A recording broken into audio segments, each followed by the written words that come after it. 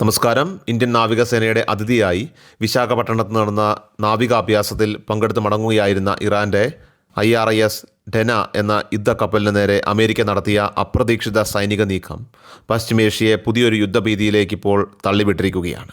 സമാധാനപരമായിട്ടുള്ള സന്ദർശനത്തിന് ശേഷം അന്താരാഷ്ട്ര സമുദ്രപാതയിലൂടെ സഞ്ചരിക്കുകയായിരുന്ന കപ്പലിന് നേരെ യാതൊരുവിധ മുന്നറിയിപ്പ് നൽകാതെയാണ് അമേരിക്കൻ സൈന്യം ആക്രമണം അഴിച്ചുവിട്ടത്. ഈ ആക്രമണത്തിൽ നിരവധി ഇറാനിയൻ നാവികർ കൊല്ലപ്പെട്ടതായിട്ടും കപ്പലിന് വലിയ തോതിലുള്ള നാശനഷ്ടങ്ങൾ സംഭവിച്ചതായിട്ടും സ്ഥിരീകരിക്കാത്ത റിപ്പോർട്ടുകൾ വരുന്നുണ്ട്. സമുദ്ര സുരക്ഷയെയും നയതന്ത്ര മര്യാദകളെയും കാറ്റിൽ പറത്തിക്കൊണ്ടുള്ള അമേരിക്കയുടെ ഈ നീക്കം അന്താരാഷ്ട്ര തലത്തിൽ തന്നെ വലിയ ചർച്ചകൾക്കാണ് ഇപ്പോൾ വഴിതെളിച്ചിരിക്കുന്നത്. അമേരിക്കയുടെ ഈ നടപടിയെ മൃഗീയമായ ക്രൂരത എന്നാണ് ഇറാൻ ഭരണകൂടം വിശേഷിപ്പിച്ചത്. ഇറാൻ വിദേശകാര്യമന്ത്രി അബ്ബാസ് അരാക്കി തൻ്റെ ഔദ്യോഗിക പ്രതികരണത്തിലൂടെ അമേരിക്കയ്ക്ക് ശക്തമായ മുന്നറിയിപ്പാണ് ഇപ്പോൾ നൽകിയിരിക്കുന്നത്.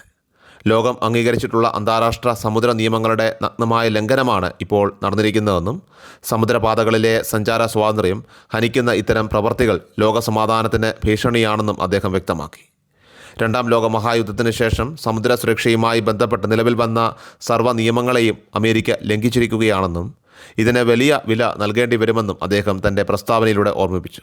സമുദ്രത്തിലൂടെയുള്ള കപ്പലുകളുടെ സഞ്ചാരം തടസ്സമില്ലാത്തതും സുരക്ഷിതവുമാവണം എന്നുള്ളത് ആഗോള വ്യാപാരത്തിൻ്റെയും നയതന്ത്രത്തിൻ്റെയും ഒക്കെ തന്നെ അടിസ്ഥാന തത്വമാണ്.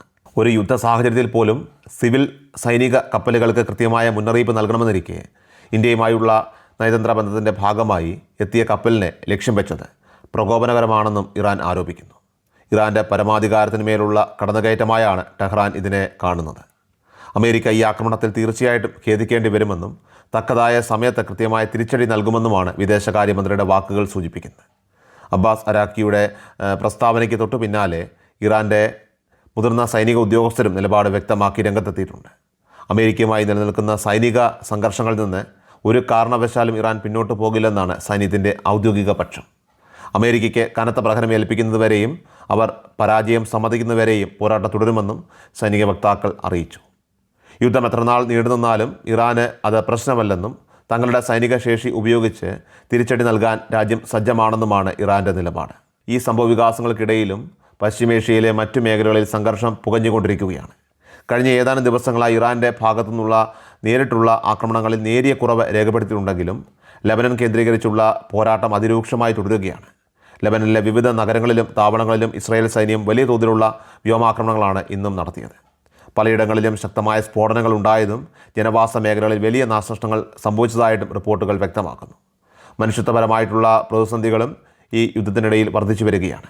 ഫലസ്തീനിലെ ഗാസയിലും മറ്റ് പ്രദേശങ്ങളിലും അഭയാർത്ഥികൾ തങ്ങുന്ന ക്യാമ്പുകൾക്ക് നേരെ പോലും ആക്രമണങ്ങൾ ഉണ്ടായതായിട്ട് പുതിയ വാർത്തകൾ വരുന്നു. സാധാരണക്കാരായ ജനങ്ങൾ തിങ്ങിപ്പാർക്കുന്ന ഇത്തരം ഇടങ്ങളിൽ സ്ഫോടനങ്ങൾ നടക്കുന്നത് വലിയ തോതിലുള്ള ജീവഹാനിക്കും പരിക്കുകൾക്കും കാരണമായിട്ടുണ്ട്. അമേരിക്കയുടെ കപ്പൽ ആക്രമണവും അതിനോടനുബന്ധിച്ചുള്ള ഇറാൻ അമേരിക്കൻ പോർവിളികളുമൊക്കെ തന്നെ പശ്ചിമേഷ്യയിലെ നിലവിലുള്ള അശാന്തിയെ കൂടുതൽ സങ്കീർണമാക്കുമെന്നാണ് അന്താരാഷ്ട്ര രാഷ്ട്രീയ നിരീക്ഷകർ പോലും വിലയിരുത്തുന്നത്.